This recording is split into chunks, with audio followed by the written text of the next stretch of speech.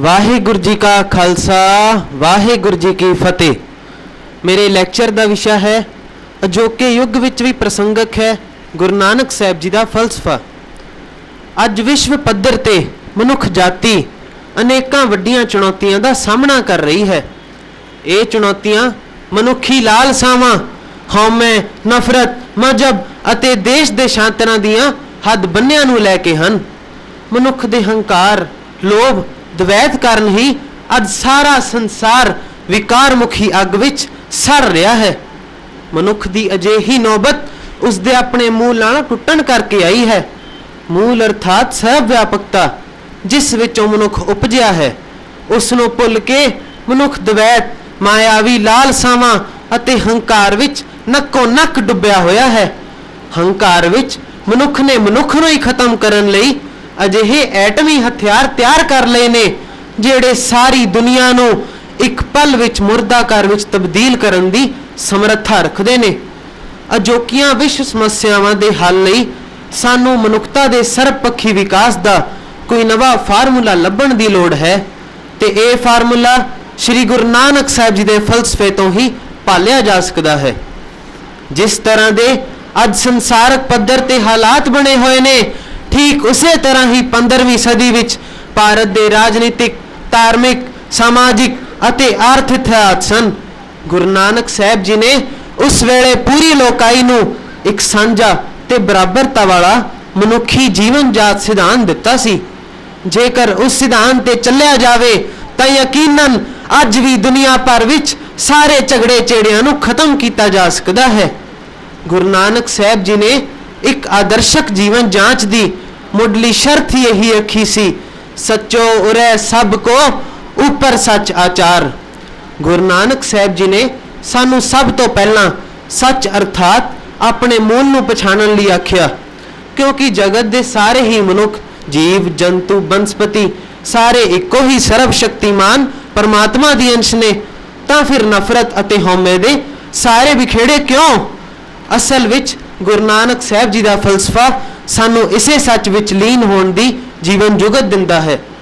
गुरु साहिब मूल मंत्र राही भी सानू सोझी दिंदे ने कि परमात्मा एक है अते सर्व व्यापक है। गुरु साहिब सारे दुनियावी झगड़े चेड़ियां का मूल कारण मनुख दी हौमे नूं ही दसदे ने।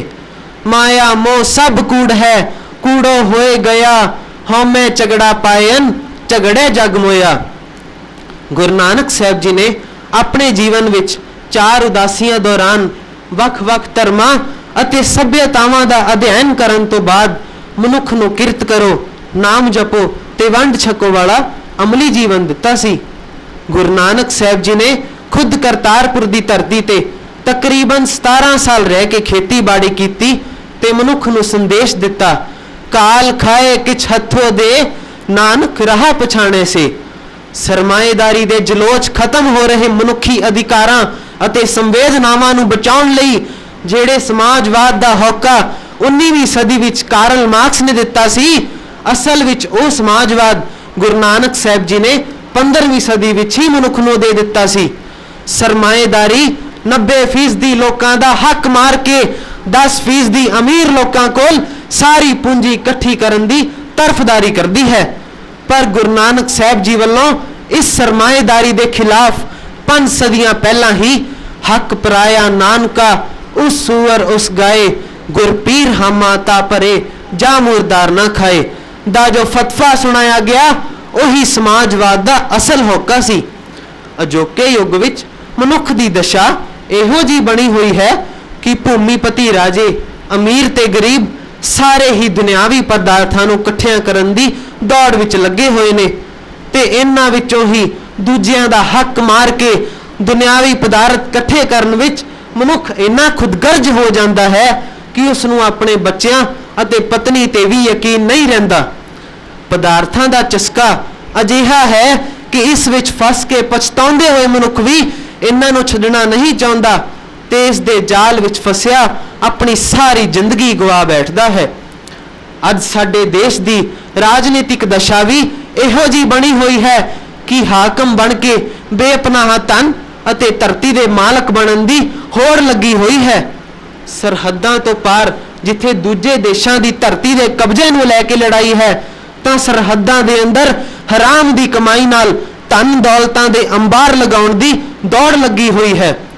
ਅਜੋਕੀਆਂ ਹਕੂਮਤਾਂ ਆਪਣੇ ਸੰਵਿਧਾਨਿਕ ਕਰਤਵਾਂ ਤੋਂ ਮੂੰਹ ਮੋੜੀਆਂ ਬੈਠੀਆਂ ਨੇ, ਤਾਂ ਹੀ ਅੱਜ ਦੇਸ਼ ਨੂੰ ਭ੍ਰਿਸ਼ਟਾਚਾਰ ਘੁਣ ਵਾਂਗ ਖਾਈ ਜਾ ਰਿਹਾ ਹੈ। ਸਵਾਰਥਕ ਅਤੇ ਪਦਾਰਥਕ ਦੌੜ ਵਾਲੇ ਅਜੋਕੇ ਦੁਨੀਆ ਦੇ ਵਿਕਾਸ ਮਾਡਲ ਦੇ ਦੁਸ਼ਪ੍ਰਭਾਵ ਤੋਂ ਵੀ ਸਾਡਾ ਧਾਰਮਿਕ ਸਮਾਜ ਅਛੂਤਾ ਨਹੀਂ ਰਿਹਾ। ਭਾਵੇਂ ਕਿ ਸ਼ੁਰੂ ਤੋਂ ਹੀ ਧਰਮ ਕਰਮ ਕਰਨ ਵਾਲੇ ਪੁਜਾਰੀ ਸ਼ਰਧਾਲੂਆਂ ਦੇ ਚੜ੍ਹਤ ਚੜਾਵੇ ਤੇ ਹੀ ਜੀਵਨ ਨਿਰਵਾਹ ਕਰਦੇ ਰਹੇ ਨੇ, ਪਰ ਅੱਜ ਤਾਂ ਧਾਰਮਿਕ ਦੀਵਾਨਾਂ ਵਿੱਚ ਉਪਦੇਸ਼ ਹਾਸਲ ਕਰਨ ਲਈ ਵੀ ਬਕਾਇਦਾ ਟਿਕਟਾਂ ਵਿਕਦੀਆਂ ਨੇ। ਅਜੋਕੇ ਧਾਰਮਿਕ ਆਗੂਆਂ ਨੂੰ ਗੁਰੂ ਨਾਨਕ ਸਾਹਿਬ ਜੀ ਦੀ ਬਾਣੀ ਤ੍ਰਿਗ ਤਿਨਾ ਦਾ ਜੀਵਿਆ ਜੇ ਲਿਖ ਲਿਖ ਵੇਚੈ ਨਾਉ ਕਹਿ ਕੇ ਫਟਕਾਰਦੀ ਹੀ ਨਹੀਂ, ਸਗੋਂ ਉਪਦੇਸ਼ ਕਰਦੀ ਹੈ। ਅਕਲੀ ਸਾਹਿਬ ਸੇਵੀਐ ਅਕਲੀ ਪਾਈਐ ਮਾਨ, ਅਕਲੀ ਪੜ ਕੇ ਬੁੱਝੀਐ ਅਕਲੀ ਕੀਚੈ ਦਾਨ, ਨਾਨਕ ਆਖੈ ਰਾਹ ਇਹ ਹੋਰ ਗੱਲਾਂ ਸ਼ੈਤਾਨ। ਇੱਕ ਸਰਬ ਵਿਆਪਕਤਾ ਦੀ ਸੋਝੀ ਹਾਸਲ ਕਰਨ ਤੋਂ ਬਗੈਰ ਦੂਜੇ ਨੂੰ ਉਪਦੇਸ਼ ਦੇਣੇ ਸ਼ੈਤਾਨ ਦੀਆਂ ਗੱਲਾਂ ਕਰਨ ਵਾਲੇ ਨੇ। ਜਾਤ ਪਾਤ ਅਤੇ ਨਸਲਵਾਦ ਦਾ ਵਰਤਾਰਾ ਵੀ ਅੱਜ ਸੰਸਾਰ ਭਰ ਵਿੱਚ ਨਾ ਸਿਰਫ ਪ੍ਰਬਲ ਹੋ ਰਿਹਾ ਹੈ, ਸਗੋਂ ਸਿੱਖ ਕੌਮ ਨੂੰ ਵੀ ਇਸ ਦਾ ਸੇਖ ਚੱਲਣਾ ਪੈ ਰਿਹਾ ਹੈ। ਅਮਰੀਕਾ ਸਮੇਤ ਪੱਛਮੀ ਮੁਲਕਾਂ ਵਿੱਚ ਸਿੱਖਾਂ ਤੇ ਨਸਲੀ ਭੁਲੇਖੇ ਕਾਰਨ ਹੋ ਰਹੇ ਹਮਲੇ ਲਗਾਤਾਰ ਵੱਧ ਰਹੇ ਨੇ। ਇਹਨਾਂ ਹਾਲਾਤਾਂ ਵਿੱਚ ਸਾਨੂੰ ਗੁਰੂ ਨਾਨਕ ਸਾਹਿਬ ਜੀ ਦੀ ਬਾਣੀ ਨੂੰ ਪੂਰੀ ਦੁਨੀਆ ਸਾਹਮਣੇ ਸ਼ਿੱਦਤ ਨਾਲ ਪੇਸ਼ ਕਰਨਾ ਚਾਹੀਦਾ ਹੈ। ਜਾਣੋ ਜੋਤ ਨਾ ਪੁੱਛੋ ਜਾਤੀ, ਅੱਗੇ ਜਾਤ ਨਾ ਹੈ। ਗੁਰੂ ਨਾਨਕ ਸਾਹਿਬ ਜੀ ਨੇ ਜਾਤ ਪਾਤ ਰੰਗ ਨਸਲ ਰਹਿਤ ਸਮਾਜ ਦੀ ਸਿਰਜਣਾ ਦਾ ਨਾਯਾਬ ਨਮੂਨਾ ਪੇਸ਼ ਕਰਦਿਆਂ ਹੋਇਆਂ ਮਨੁੱਖ ਨੂੰ ਜਾਤ ਦੀ ਥਾਂ ਉਸ ਇੱਕ ਸਰਬ ਸ਼ਕਤੀਮਾਨ ਜੋਤ ਨੂੰ ਪਛਾਣਨ ਲਈ ਆਖਿਆ, ਜਿਸ ਨੇ ਸਾਰੇ ਹੀ ਜਗਤ ਨੂੰ ਪੈਦਾ ਕੀਤਾ ਹੈ। ਦੁਨੀਆ ਨੂੰ ਪੈਦਾ ਕਰਨ ਵਾਲੇ ਸਰਬ ਸ਼ਕਤੀਮਾਨ ਲਈ ਜਾਤ ਪਾਤ ਕੋਈ ਮਾਨੇ ਨਹੀਂ ਰੱਖਦੀ ਅਤੇ ਅੰਤ ਨੂੰ ਨਿਬੇੜਾ ਜਾਤ ਨਸਲ ਜਾਂ ਰੰਗ ਦੇ ਆਧਾਰ ਤੇ ਨਹੀਂ, ਸਗੋਂ ਮਨੁੱਖ ਦੇ ਕਰਮਾਂ ਦੇ ਆਧਾਰਿਤ ਹੋਣਾ ਹੈ। ਅੱਗੇ ਜਾਤ ਨਾ ਜੋਰ ਹੈ ਅੱਗੇ ਜਿਉ ਨਵੇ, ਜਿਨ ਕੀ ਲੇਖੈ ਪਤ ਪਵੈ ਚੰਗੇ ਸਹੀ ਕੇ। ਜੇਕਰ ਅੱਜ ਸੰਸਾਰ ਨੇ ਤਬਾਹੀ ਦੀ ਅੱਗ ਤੋਂ ਬਚਣਾ ਹੈ ਤਾਂ ਉਸ ਨੂੰ ਗੁਰੂ ਨਾਨਕ ਸਾਹਿਬ ਜੀ ਦੀ ਦਰਸਾਈ ਹੋਈ ਜੀਵਨ ਜਾਂਚ ਦਾ ਧਾਰਨੀ ਬਣਨਾ ਪਵੇਗਾ। ਗੁਰੂ ਨਾਨਕ ਸਾਹਿਬ ਜੀ ਨੇ ਮਨੁੱਖਤਾ ਦੀ ਬਰਾਬਰੀ ਦਾ ਜੋ ਸਿਧਾਂਤ ਦਿੱਤਾ, ਉਸ ਦਾ ਆਧਾਰ ਹੈ ਸਭ ਮੈਂ ਜੋਤ ਜੋਤ ਹੈ ਸੋਏ, ਤਿਸ ਦਾ ਚਾਨਣ ਸਭ ਮੈਂ ਚਾਨਣ ਹੋਏ। ਇਸ ਸਿਧਾਂਤ ਅਨੁਸਾਰ ਸਾਰੇ ਮਨੁੱਖਾਂ ਵਿੱਚ ਭਾਵੇਂ ਉਹ ਕਿਸੇ ਵੀ ਧਰਮ ਦਾ ਹੋਵੇ ਜਾਂ ਕਿਸੇ ਵੀ ਦੇਸ਼ ਦਾ ਰਹਿਣ ਵਾਲਾ ਹੋਵੇ, ਉਸ ਵਿੱਚ ਇੱਕ ਅਕਾਲ ਪੁਰਖ ਦੀ ਜੋਤ ਇਕਸਾਰ ਵਿਆਪਕ ਹੈ। ਇਸ ਸਿਧਾਂਤ ਤੇ ਆਧਾਰਿਤ ਜਿਸ ਨਵੇਂ ਸਮਾਜ ਦੀ ਜਾਂ ਇਹ ਕਹਿ ਲਵੋ ਕਿ ਜਿਸ ਨਵੇਂ ਧਰਮ ਦੀ ਨੀ ਉਹਨਾਂ ਨੇ ਰੱਖੀ, ਉਸ ਵਿੱਚ ਮਨੁੱਖ ਨੂੰ ਇੱਕੋ ਇੱਕ ਧਰਮ ਰਸਤੇ ਇੱਕ ਓਂਕਾਰ ਵਿੱਚ ਆਪਣਾ ਵਿਸ਼ਵਾਸ ਦ੍ਰਿੜ ਕਰਨ ਦੇ ਨਾਲ ਨਾਲ ਉਸ ਦੇ ਉੱਚਤਮ ਗੁਣਾਂ ਨੂੰ ਅਪਣਾਉਂਦਿਆਂ ਹੋਇਆਂ ਨਿਰਭਉ ਤੇ ਨਿਰਵੈਰ ਹੋ ਕੇ ਸਵੈਮਾਨ ਨਾਲ ਜੀਵਨ ਜਿਉਣ ਦਾ ਰਸਤਾ ਦੱਸਿਆ ਤੇ ਨਾਲ ਹੀ ਇੱਕ ਅਕਾਲ ਪੁਰਖ ਤੋਂ ਪੈਦਾ ਹੋਣ ਕਰਕੇ ਸਾਰੇ ਮਨੁੱਖਾਂ ਦੀ ਬਰਾਬਰੀ ਦੇ ਸਿਧਾਂਤ ਤੇ ਇੱਕ ਨਵੇਂ ਸਮਾਜ ਦਾ ਸੰਕਲਪ ਸਿਰਜਿਆ, ਜਿਸ ਵਿੱਚ ਕੋਈ ਛੋਟਾ ਜਾਂ ਵੱਡਾ, ਉੱਚਾ ਜਾਂ ਨੀਵਾਂ ਨਹੀਂ, ਬਲਕਿ ਸਾਰੇ ਉਸ ਪਰਵਅਧਿਕਾਰ ਦੀ ਮਿਹਰ ਤੇ ਰਹਿਮ ਦੇ ਪਾਤਰ ਨੇ। ਇੱਕ ਅਕਾਲ ਪੁਰਖ ਦੀ ਜੋਤ ਤੋਂ ਪੈਦਾ ਹੋਣ ਕਰਕੇ ਸਾਰੇ ਮਨੁੱਖਾਂ ਨੂੰ ਆਪਸੀ ਪ੍ਰੇਮ ਤੇ ਸਤਿਕਾਰ ਨਾਲ ਜਿਉਣਾ ਪਵੇਗਾ ਤੇ ਨਾਲ ਹੀ ਗੁਰੂ ਨਾਨਕ ਸਾਹਿਬ ਜੀ ਵੱਲੋਂ ਦੱਸੇ ਸੱਚ ਅਰਥਾਤ ਸਹਿਬ ਵਿਆਪਕਤਾ ਨਾਲ ਇੱਕਮਿਕ ਹੋਣਾ ਪਵੇਗਾ, ਕਿਉਂਕਿ ਆਪਣੇ ਮੂਲ ਨਾਲੋਂ ਟੁੱਟਣ ਕਰਕੇ ਹੀ ਮਨੁੱਖ ਅੱਜ ਹਉਮੈ ਲੋਭ ਨਾਸ਼ਵਾਨ ਪਦਾਰਥਾਂ ਅਤੇ ਤ੍ਰਿਸ਼ਨਾਵਾਂ ਦੀ ਅੱਗ ਵਿੱਚ ਸੜ ਰਿਹਾ ਹੈ। ਸੋ ਆਓ ਗੁਰੂ ਨਾਨਕ ਸਾਹਿਬ ਜੀ ਵੱਲੋਂ ਦਰਸਾਈ ਹੋਈ ਜੀਵਨ ਜਾਂਚ ਦਾ ਧਾਰਨੀ ਬਣੀਏ ਅਤੇ ਉਹਨਾਂ ਦੇ ਦਿੱਤੇ ਉਪਦੇਸ਼ਾਂ ਤੇ ਚੱਲ ਕੇ ਇੱਕ ਆਦਰਸ਼ਕ ਸਮਾਜ ਦੀ ਸਿਰਜਣਾ ਕਰੀਏ। ਇੰਨੀ ਸੇਵਾ ਪ੍ਰਵਾਨ ਕਰਨੀ ਹੋਈਆਂ ਭੁੱਲਾਂ ਚੁੱਕਾਂ ਦੀ ਖਿਮਾ। ਬੁਲਾਓ ਫਤਿਹ। ਵਾਹਿਗੁਰੂ ਜੀ ਕਾ ਖਾਲਸਾ, ਵਾਹਿਗੁਰੂ ਜੀ ਕੀ ਫਤਿਹ। ਅੱਜ ਵੀ